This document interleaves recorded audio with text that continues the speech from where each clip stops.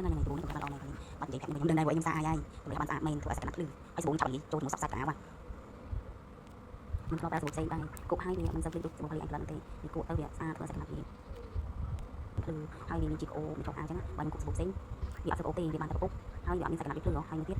វាអត់ក្អូបហើយដល់ពេលអញ្ចឹងខ្ញុំអត់ចេះសាំទេទិញស្បូនឲ្យហើយទៅក្អូបដាក់មកដាក់ទៀតមកចេះទេតែមកប្រើស្បូនផលិតអីតាបែរ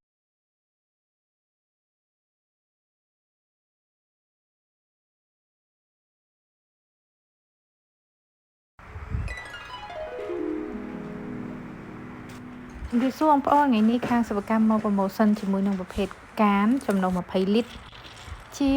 ប្រភេទសាប៊ូបោកគក់បងប្អូនចំណុះ20លីត្រនេះងាយស្រួលបងប្អូនស្រីៗគ្នាយើងលើកដាក់ចាក់បោកបានគឺងាយស្រួលខ្លាំងមែនទែន